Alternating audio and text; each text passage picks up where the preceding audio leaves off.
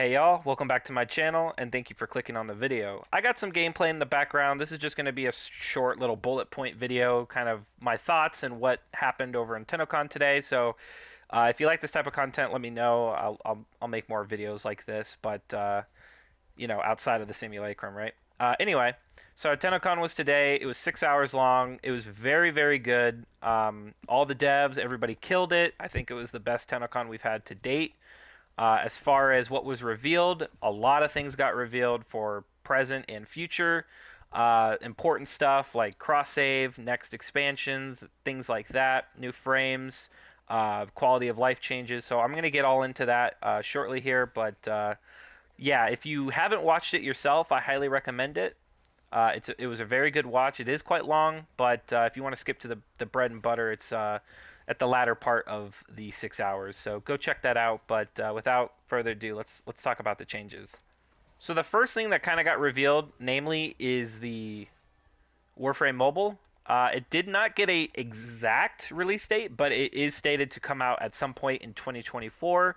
My guess is maybe the middle, maybe around April, because it is currently still going to be a beta when it launches, and it is currently available for pre-registration for iOS devices. So if you want to give it a shot, go download or pre-register, I should say, on the iOS Apple Store, and you'll be able to play it when it goes live in 2024.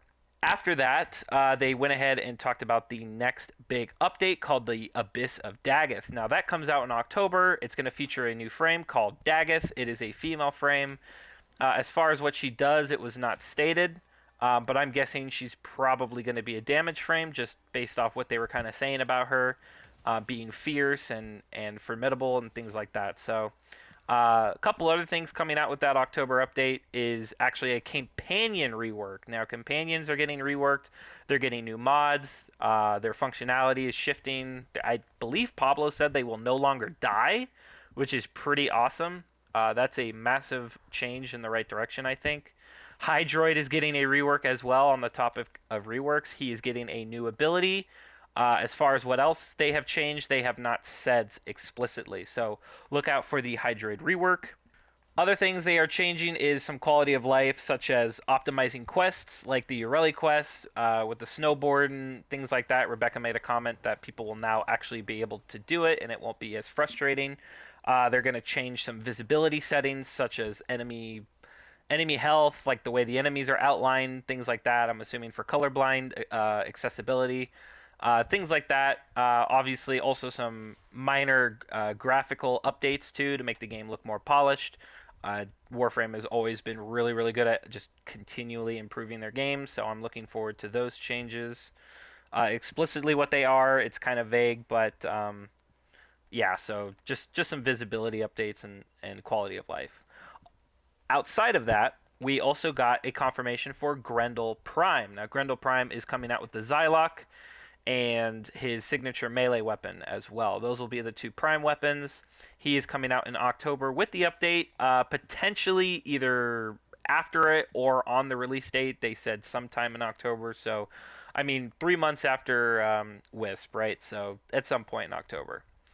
Other than that, let's see. Cross save. Now, cross save was the next thing that they talked about. Cross save is going to come out in 2023 this year. The explicit date is not stated though.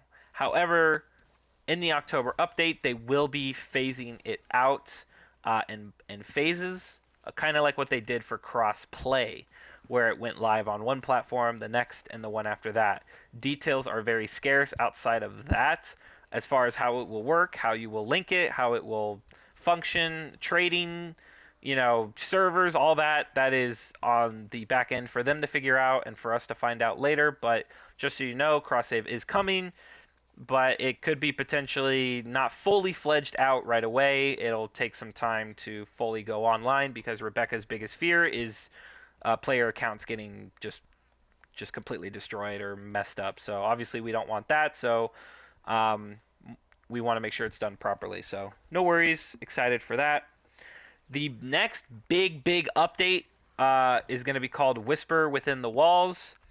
or Whisper in the Walls. It's the next mainline update. It's going to have a new tile set. It to me it was a little reminiscent of Zarmon.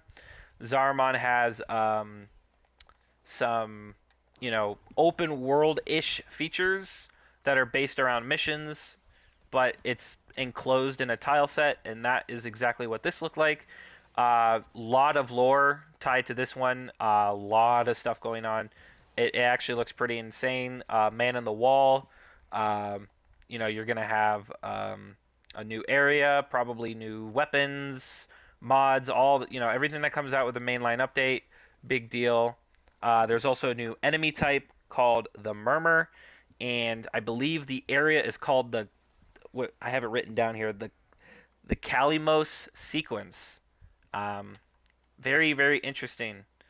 It is kind of based around in Deimos, but it seems like a whole new area to me, tile set wise. So very excited for that. Also coming with that update is a new weapon type. It's a book with spells and shit.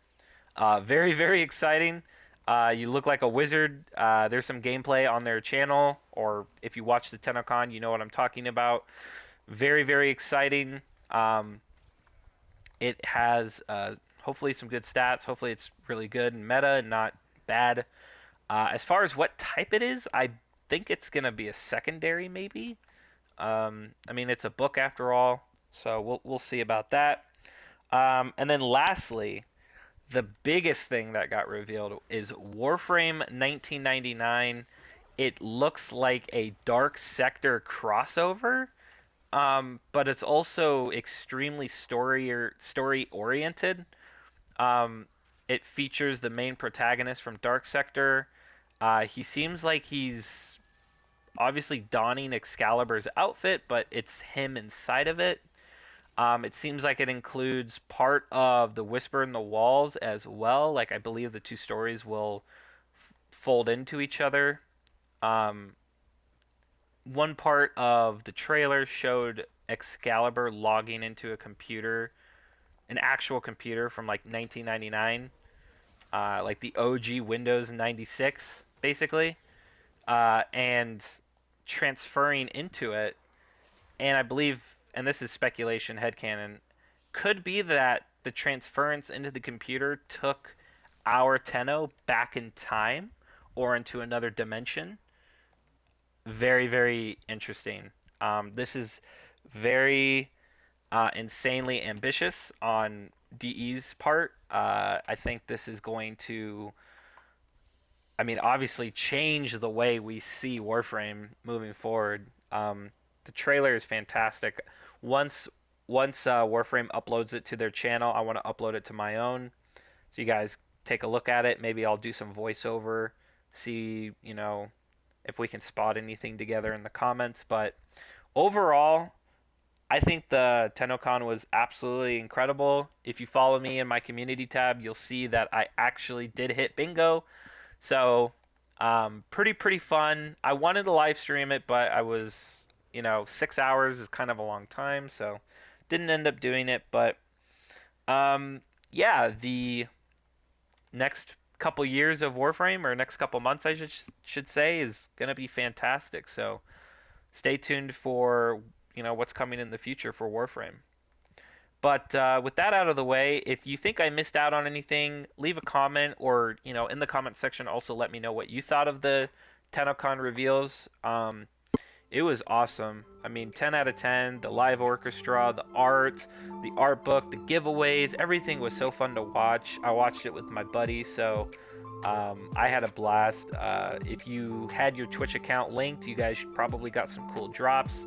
I did upload the new Gotva Prime weapon review on my channel. That's also out, so if you haven't seen that, go take a look. But that's going to conclude my sort of small bullet point review of Tennocon 2023. So I appreciate you checking in, watching the video, and I will catch you in the next one. Peace out.